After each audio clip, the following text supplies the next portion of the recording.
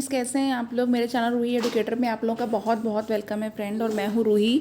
और जैसा कि आप लोग जान रहे हैं कि अभी 7 और 8 को यूपी टीजीटी का जो क्वेश्चन पेपर था वो सबने दिया होगा, जितने भी लोग थे। और होपफुली ज़्यादातर लोगों का सबका अच्छा ही हुआ है। कुछ लोग हैं जिनका मैंने कमेंट वगैरह देखा ग्रुप में, और वो लोग कह रहे हैं कि पेपर जो है वो हार्ड था, टफ था। तो खैर, सबके लिए जिसकी जैसी प्रिपरेशन थी उसके अकॉर्डिंग उन लोगों ने पेपर किया है। क्वेश्चन पेपर सबका अपने हिसाब से हो गया है। तो चलिए, अब हम लोग जो अपकमिंग एग्ज़ाम है वो यूपी पीजीटी का है। तो मैं पीजीटी बायोलॉजी के लिए आपकी प्रिपरेशन करा रही हूँ, जो कि 17-18 में है। तो अब यहाँ पे मैं जो आज आपके लिए क्वेश्चंस लेकर के आई हूँ फ्रेंड, वो रिप्रोडक्शन एंड इट्स टाइप से लेकर के आई हूँ। इसके क्वेश्चंस हैं। उसके बाद हम लोग आगे एसेक्सुअल रिप्रोडक्शन, वेजिटेटिव प्रोपगेशन वगैरह भी करेंगे।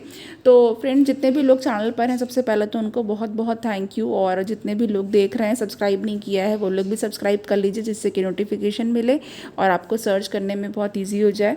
तो चलिए, हम लोग क्वेश्चन करना स्टार्ट कर देते हैं। फर्स्ट क्वेश्चन है मेरा, विच of the following shows the sexual dimorphism. इसमें से ऐसा कौन सा है जो कि सेक्चुअल डायमॉर्फिज्म को शो कर रहा है। ओके, तो जैसे कि आपका जो मेल एंड फीमेल होता है वो होगा। तो यहाँ पे हमारे पास जो एस्कैरिस है, एस्कैरिस एंड ऑरिक्टोलैगस, एस्कैरिस एंड ऑरिक्टोलैगस में सेक्चुअल डायमॉर्फिज्म पाई जाती है। तो ये करेक्ट हो जाएगा option D. Question 2, natural parthenogenesis occurs in. जो नेचुरल पार्थेनोजेनेसिस है वो किस में पाई जाती है। Natural parthenogenesis honey bee to produce drones. Okay, ये हनी बी में पाई जाती है और ये ड्रोन्स प्रोड्यूस करते हैं। Next 3 question 3 is consider the following statement with respect to reproduction in the lower living organism. अब यहाँ पे लोअर लिविंग ऑर्गेनिज्म के रिस्पेक्ट में जो है वो रिप्रोडक्शन कंसिडर करना है, पॉइंट्स हैं। तो इसके बाद हम लोग आगे देखेंगे कि कौन सा करेक्ट है, कौन सा नहीं करेक्ट है। तो ए देखते हैं क्या है। ए है, organism like east and planaria reproduce sexually bye means of budding. B is true generation in observed in Hydra. C, the protonema of moss multiply by fragmentation. और D है, in the unicellular organism like bacteria, algae and amoeba, reproduction is synonymous with growth, that is increase in the number of cell. तो यहाँ पे देखिए, statement हमारे पास है, statement दिया हुआ है, और यहाँ पे जो भी स्टेटमेंट करेक्ट है उसको देखना है। तो यहाँ पे हम लोग देख सकते हैं फ्रेंड, जो सी वाला है इसको देखिएगा। जो प्रोटोनीमा है मॉस का, वो मल्टीप्लाई होता है फ्रेगमेंटेशन के द्वारा, ये बिल्कुल करेक्ट है।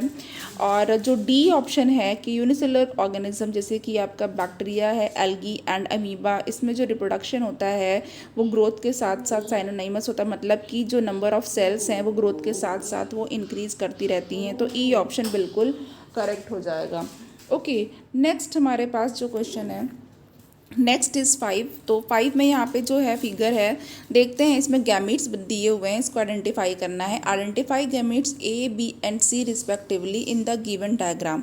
तो यहाँ पे देखिए ए, बी, सी, और यहाँ पे हमारे पास ऑप्शंस दे रखे हुए हैं फ्रेंड। तो ऑप्शन हम देखते हैं कौन सा करेक्ट है। तो देखिए, ये जो ए है ये हमारे पास सेम एक जैसे हैं, तो ये है होमो आइसोगैमीट्स हैं। एंड बी में आप देख सकते हैं कि एक बिग साइज़ का है, एक बहुत स्मॉल साइज़ का है, तो ये अलग अलग साइज़ के ये हेट्रोगैमीट्स हैं। और यहाँ पे सी में भी अगेन आपको एक जैसी सेल्स नहीं है, एक ओवल है जिसको हम लोग एग कह सकते हैं, और दूसरा जो है वो स्पर्म कह सकते हैं। तो ये हेट्रोगैमीट्स हैं।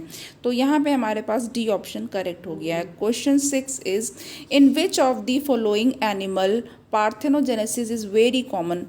पार्थेनोजेनेसिस इनमें से किस एनिमल में बहुत ही कॉमन है, जो देखी जा सकती है। तो एफिड्स में पार्थेनोजेनेसिस बहुत कॉमन होती है। Question 7, syngamy is the complete and permanent fusion of 2 gametes, it includes. तो सिनगेमी जो है वो कंप्लीट और परमानेंट फ्यूज़न होती है 2 गैमेट्स के बीच में। तो इसमें क्या क्या होता है, तो इट इंक्लूड्स बोथ, एंडोगेमी भी होती है, एक्सोगेमी भी होती है, आइसोगेमी एंड एनिसोगेमी भी है। तो यहाँ पे both A and B correct हो जाएगा। नाउ क्वेश्चन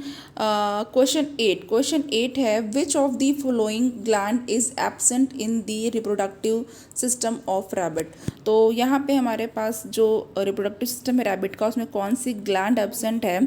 तो यहाँ पे क्वेश्चन में बी ऑप्शन है कोलेटरल ग्लैंड नहीं पाई जाती हैं रैबिट्स में। काउपर्स है, पेरिनियल ग्लैंड है एंड प्रोस्टेट ग्लैंड पाई जाती हैं। ओके, और ये रिप्रोडक्टिव सिस्टम की बात हो रही है। नेक्स्ट इज क्वेश्चन 9 में है in Vorticella the total number of micromolecule formed at the end of prezygotic nuclear division in a female gamete is. Vorticella में जो total number of micro nuclei हैं और ये जब प्री जाइगोटिक न्यूक्लियर डिवीज़न जो कि न्यूक्लियर डिवीज़न जो zygotic है उसके पहले का जो न्यूक्लियर डिवीज़न है उसके एंड में होता है। तो यहाँ पे हमारे पास जो नंबर्स हैं वो कितने हैं। 9 के लिए ऑप्शन ए 4 बिल्कुल करेक्ट हो जाएंगे। ओके, तो 4 नंबर जो हैं वो माइक्रो न्यूक्लियाई के बनते हैं। Question 10 drones in colony of honey बीज originate bye.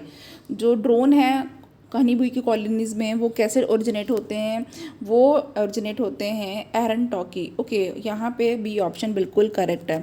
Next question 11 a few statement with regard to sexual reproduction are given below. Sexual reproduction के रिगार्डिंग कुछ स्टेटमेंट दिए हुए हैं और यहाँ पे बताना है कि कौन सा करेक्ट है। 1 sexual reproduction does not always require 2 individual and 2 है sexual reproduction generally involves gametic fusion and 3 है meiosis never occurs during sexual reproduction and 4 है external fertilisation is a rule during sexual reproduction. अब यहाँ पे choose करना है, जो correct option है उसे चूज़ करेंगे हम लोग। तो यहाँ पे जो पहला वाला है और जो दूसरा वाला है यानी कि जो बी है वो बिल्कुल करेक्ट हो जाएगा। ओके, जो सेक्सुअल रिप्रोडक्शन है वो ऐसा कोई ज़रूरी नहीं है कि इसमें 2 इंडिविजुअल्स हों और जो 2 है इसमें है कि ये जनरली गैमेटिक फ्यूजन इसमें होता है, तो ये भी करेक्ट है। Okay, now Question 12 is asexual method of reproduction by binary fission is common to which of the following।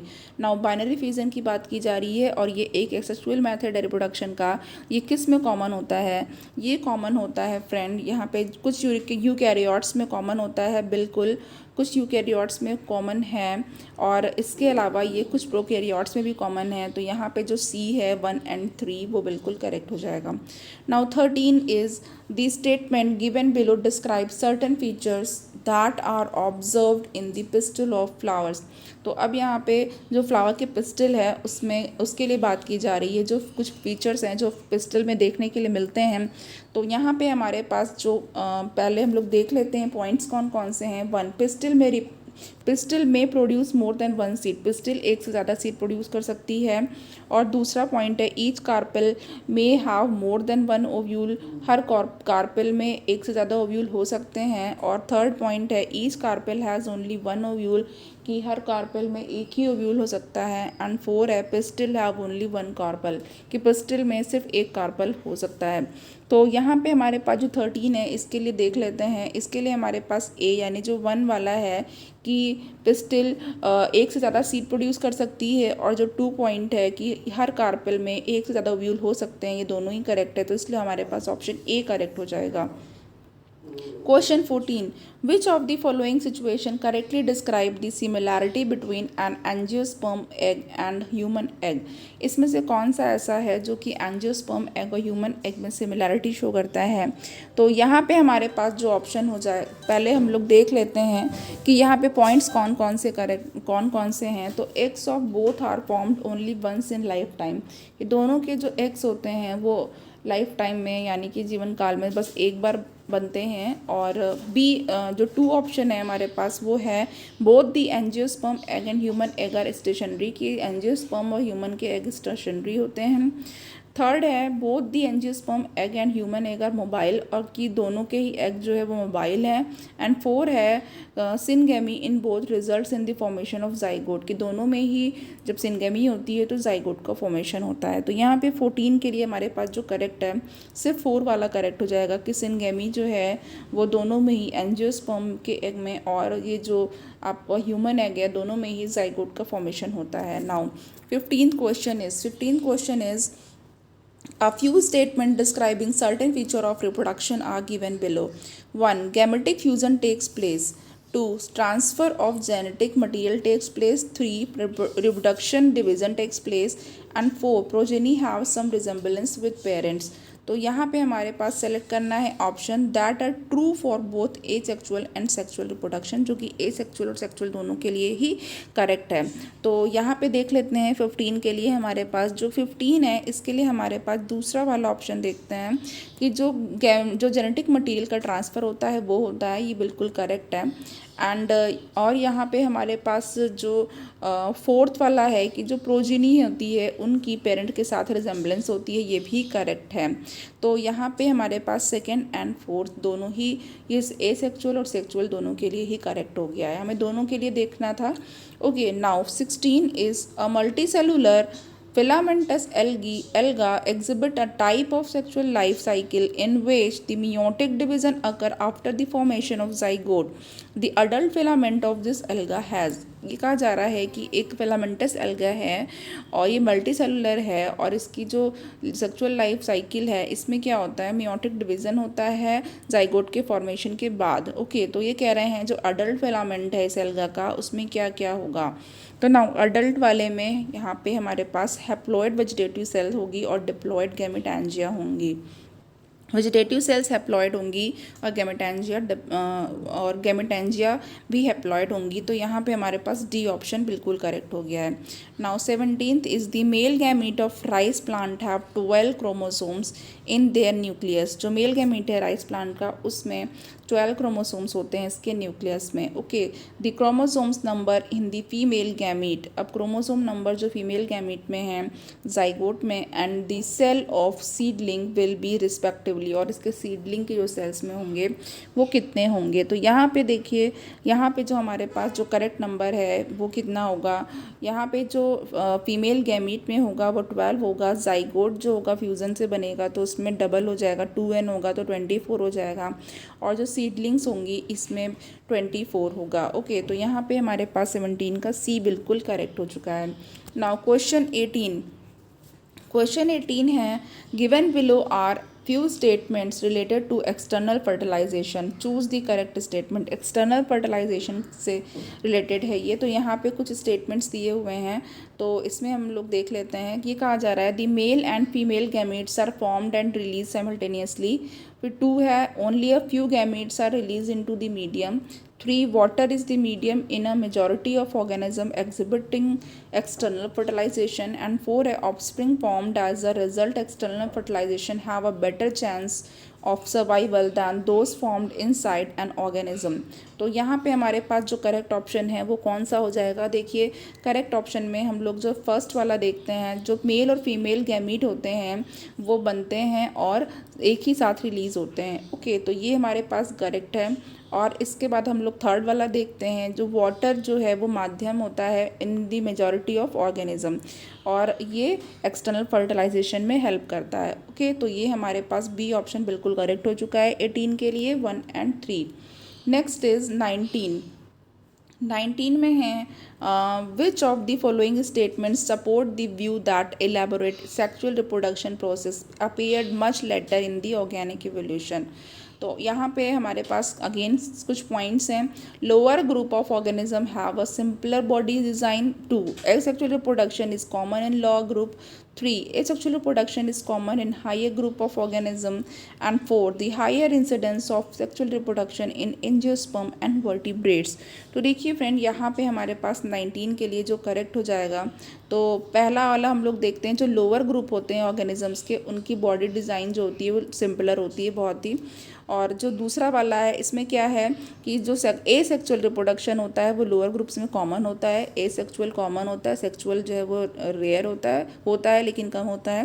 And fourth वाला जो देखते हैं हम लोग कि high incidence of sexual reproduction in angiosperm and vertebrates, कि वर्टिब्रेट्स और एंजियोस्पर्म में सेक्चुअल रिप्रोडक्शन ज़्यादा देखने को मिलता है। तो यहाँ पे हमारे पास जो सी ऑप्शन है 1, 2 and 4 ये बिल्कुल करेक्ट हो चुका है। नाउ 19 के बाद question 20, choose the correct statement from amongst the following. इसमें करेक्ट स्टेटमेंट चूज़ करना है। ए dioecious hermaphrodite organism are seen only in animals। B. Dioecious organisms are seen only in plants. C. Dioecious organisms are seen in both plants and animals. And D. Dioecious organisms are seen only in vertebrates. तो यहाँ पे हमारे पास जो 20 है इसके लिए जो करेक्ट ऑप्शन हो जाएगा, जो डायोशियस ऑर्गेनिज्म होते हैं वो प्लांट्स में और एनिमल्स में दोनों में देखने को मिलते हैं, यानी कि जो हर्माफ्रोडाइट्स होते हैं. Okay, now 21. There is no natural death in single celled organism. कह रहे हैं कि यहाँ पे सिंगल सेल्ड ऑर्गेनिज्म की कोई नेचुरल डेथ नहीं होती है. लाइक जैसे अमीबा एंड बैक्टीरिया, ये सिंगल सेल ऑर्गेनिज्म है. क्यों? क्योंकि इसके लिए जो करेक्ट आंसर है कि जो पेरेंटल बॉडी होती है वो ऑफस्प्रिंग में डिस्ट्रीब्यूटेड होती है. ओके, जो the parental body is distributed among the offspring. Option C correct हो चुका है. Question 22. There are various type of reproduction, कि यहाँ पे बहुत ही तरीके के कई प्रकार के रिप्रोडक्शन होते हैं. The type of reproduction adopted by an organism depends on. और कोई भी ऑर्गेनिज्म किस टाइप का रिप्रोडक्शन अडॉप्ट करे ये किस पर डिपेंड करता है? ये डिपेंड करता है कि ऑर्गेनिज्म का हैबिटेट क्या है, कि वो जहाँ पर रहता है किस कंडीशन में रहता है, फिजियोलॉजी क्या है और जेनेटिक मेकअप क्या है. तो ऑप्शन डी यहाँ पे बिल्कुल करेक्ट हो गया. Now question 23. Which of the following is a post fertilisation event in flowering plant. तो अब ये देखिए, फर्टिलाइजेशन होता है, फर्टिलाइजेशन के पहले की जितने भी साइकिल्स होते हैं, इवेंट्स होते हैं, उनको प्री फर्टिलाइजेशन कहते हैं. और पोस्ट मतलब बाद में, तो पोस्ट फर्टिलाइजेशन यानी फर्टिलाइजेशन के बाद की चीज़ें पूछी गई हैं फ्लावरिंग प्लांट के बारे में, यानी एंजियोस्पर्म्स के बारे में. तो यहाँ पे एम्ब्रियो का डेवलपमेंट जो है वो पोस्ट फर्टिलाइजेशन होता है. तो बी ऑप्शन बिल्कुल करेक्ट हो चुका है. Now question 24. क्वेश्चन 24 में है the number of chromosomes in the shoot tip cells of a maize plant is 20. जो नंबर ऑफ क्रोमोसोम हैं मेज़ या मक्के की जो शूट की टिप की सेल्स हैं उसमें 20 हैं. और जो नंबर ऑफ क्रोमोसोम है in the microspore mother cell MMC, और जो माइक्रोस्पोर मदर सेल हैं उसी सेम प्लांट में वो कितनी होंगी. तो यहाँ पे इसमें जो क्रोमोसोम्स होंगे MMC में वो कितने होंगे, वो यहाँ पर होंगे 20. ओके, इतने ही होंगे, सेम होगा. Now next is 25. 25 में है in rabbit ex abdominal reproductive organs are. यहाँ पे रैबिट में आपको एक्स एब्डोमिनल, जो एब्डोमिनल से जो एक्स एब्डोमिनल रिप्रोडक्टिव ऑर्गन्स होते हैं वो बताने हैं. तो यहाँ पे हमारे पास 25 के लिए जो टेस्टिस, पेनिस एंड एपिडिडाइमिस है वो एक्स एब्डोमिनल कहे जाते हैं. ओके, तो ए इज़ बिल्कुल करेक्ट है. नाउ 26 में हमको मैच करना है. Match the following and choose the correct combination from the option given. Column A, column 2. Okay, तो कॉलम वन और कॉलम 2 में हमारे पास जो है वो क्या है. 1 में ऑर्गेनिज्म है, A butterfly, B crow, C parrot and D है क्रोकोडाइल. एंड 2 में हमारे पास हैं इनकी एज लाइफ स्पैन दिया हुआ 60 years, 140 years, 15 years and 1 to 2 week. तो यहाँ पे हमारे पास देख लेते हैं 26 के लिए कौन सा करेक्ट है. तो 26 के लिए देखिए, ये जो बटरफ्लाई होती है इसका लाइफ स्पैन बहुत कम होता है, तो ये यहाँ पे 1 से 2 वीक तक ये लाइफ रहती है. एंड जो क्रो हैं वो क्रो के लिए 15 ईयर्स तक ही ज़िंदा रह सकते हैं. एंड जो पैरट 140 ईयर्स, बहुत कई सालों तक, 100 साल से ऊपर तक पैरट की लाइफ होती है. एंड क्रोकोडाइल 60 ईयर्स तक. ओके, तो नाउ बहुत ही ज़्यादा लाइफ स्पैन है इन लोगों का. नाउ तो यहाँ पे ई हमारे पास बिल्कुल करेक्ट हो चुका है. नाउ नेक्स्ट हम लोग देख लेते हैं ये sexual reproduction and vegetative propagation पे क्वेश्चंस आ गए हैं. 1 है the part which is grafting on stock of another tree is called. उस पार्ट को क्या कहते हैं जो किसी और ट्री के स्टॉक पे ग्राफ्ट किया जाता है, इसको क्या बोला जाता है? इसको सियान बोला जाता है. तो option D is correct. Now among the following which one is not a method of vegetative propagation. इसमें से कौन सा वेजिटेटिव प्रोपगेशन का मैथड नहीं है? तो budding is not a method of vegetative propagation. बाकी लेयरिंग, सोइंग और टिश्यू कल्चर है. Now next is third, vegetative reproduction by layering is found in. Layering के द्वारा जो वेजिटेटिव रिप्रोडक्शन होता है वो किस में पाया जाता है? जैस्मिन. ऑप्शन ए करेक्ट हो गया है. Question 4, development of embryo from the cell of the nucleus is called. जब एम्ब्रियो का डेवलपमेंट न्यूक्लियस की सेल से होता है तो क्या कहा जाता है? इसे कहा जाता है adventive embryony. Next question is 5th, stem cutting are commonly use for the propagation of. जो स्टेम कटिंग होती है वो प्रोपगेशन के लिए जो कॉमनली यूज्ड होती है वो कौन सा है इसमें से ऑप्शन? तो यहाँ पे हमारे पास 5th के लिए रोज़ है. रोज़ में यूज़ होता है stem cutting. Now next question is question 8. Question 8 में है consider the following statements and choose the correct option. तो यहाँ पे हमारे पास जो है the genetic constitution of a plant is unaffected in vegetative propagation, two rhizome in ginger serves as an organ of vegetative production, and three totipotency of cells enable us to micro propagate plants. तो यहाँ पे ए में है। अब यहाँ पे देखना है कि कौन कौन सा जो करेक्ट है उसको बताना है। तो नाउ 8 के लिए हमारे पास जो पहला वाला है कि जो जेनेटिक कॉन्स्टिट्यूशन होता है प्लांट का वो वेजिटेटिव प्रोपगेशन से अनअफेक्टेड होता है, ये बिल्कुल करेक्ट है। और जो दूसरा है कि जो जिंजर का या अदरक का राइजोम होता है वो वेजिटेटिव प्रोडक्शन की तरह के ऑर्गन की तरह काम करता है, ये भी करेक्ट है। और जो तीसरा है कि जो टोटिपोटेंसी होती है सेल्स की वो प्लांट्स को माइक्रो प्रोपगेट करने के लिए एनेबल करती है, ये भी करेक्ट है। तो यहाँ पे हमारे पास सारे स्टेटमेंट करेक्ट हैं। तो ई है, all three statement 1, 2 and 3 are true. Now question 9, genetically identical progeny is produced when an individual, जो जेनेटिकली आइडेंटिकल प्रोजेनी होती है वो कब प्रोड्यूस होती है? जब कोई भी आइडेंटिकल जो कोई भी इंडिविजुअल होता है वो आइडेंटिकल गैमीट्स प्रोड्यूस करता है। Next question 10। क्वेश्चन 10 में देखते हैं the development of gametophyte from the vegetative part of the sporophyte without the intervention of spore is called. कि जब गैमेटोफाइट का डेवलपमेंट स्पोरोफाइट से होता है, किसी वेजिटेटिव पार्ट से होता है और उसमें स्पोर्स का कोई काम नहीं होता है, स्पोर का इंटरवेंशन नहीं होता है, तो इस तरह का डेवलपमेंट को क्या कहते हैं? या तो फिर जो फॉर्मेशन ऑफ गैमेटोफाइट होता है फ्रॉम द स्पोरोफाइट, जब मियोसिस नहीं होती है, विदाउट मियोसिस जब बनता है गैमेटोफाइट स्पोरोफाइट से, तो क्या कहते हैं? तो ये कहलाता है एपोस्पोरी। ओके, तो ये एपोस्पोरी कहलाता है। ऑप्शन डी करेक्ट हो गया है। 11, ग्राफ्टिंग ऑफ टिश्यू और organ between individual of different species is called. जब टिश्यू की या जो ग्राफ्टिंग होती है या ऑर्गन की ग्राफ्टिंग होती है और ऐसे इंडिविजुअल के बीच में होती है जो डिफरेंट स्पीशीज़ के होते हैं, तो क्या कहलाता है? तो ये जीनोग्राफ कहलाता है। ओके, नाउ 12th है हमारे पास। 12th है appearance of vegetative propagules from the nodes of plants such as sugar cane and ginger is mainly because. Okay, appearance of vegetative propagules from the nodes of plants such as sugar cane and ginger is mainly because. अब यहाँ पे हमारे पास जो options हैं उसमें कौन सा करेक्ट हो जाएगा? कहा जा रहा है कि जो वेजिटेटिव प्रोपग्यूल्स का जो अपीयरेंस होता है नोड्स के द्वारा, जैसे कि आप शुगर केन है और जिंजर है, वो क्यों होता है? क्योंकि अब यहाँ पे हमारे पास जो बी ऑप्शन है, नोड्स हैव मेरिस्टेमेटिक सेल्स, की जो नोड्स होती हैं उनकी सेल्स जो है वो मेरिस्टेमेटिक होती हैं। नाउ 13 में क्या है? Identify the incorrect statement. जो इनकरेक्ट स्टेटमेंट है उसके लिए जो है वो बताना है, जो करेक्ट नहीं है। तो यहाँ पे देखिए जो 13 है इसके लिए कौन सा इनकरेक्ट हो जाएगा? तो यहाँ पे मैं इनकरेक्ट बता रही हूँ आपको कि जो बी है, यानी जो zoospores are sexual reproductive structures. Okay, तो यहाँ पे हमारे पास जो ए ऑप्शन है वो क्या है? इन ए सेक्सुअल रिप्रोडक्शन, जो ए सेक्सुअल रिप्रोडक्शन है इसमें जो ऑफस्प्रिंग होती है वो प्रोड्यूस होती है मॉर्फोलॉजिकली एंड जेनेटिकली आइडेंटिकल होती है पेरेंट से। और जो सी है इसमें ये है कि जो ए सेक्सुअल रिप्रोडक्शन होता है उसमें सिंगल पेरेंट जो है वो ऑफस्प्रिंग को प्रोड्यूस करता है विद या फिर without of the formation of gametes. और डी है कोनिडिया ए सेक्सुअल स्ट्रक्चर्स होते हैं पेनिसिलिन में।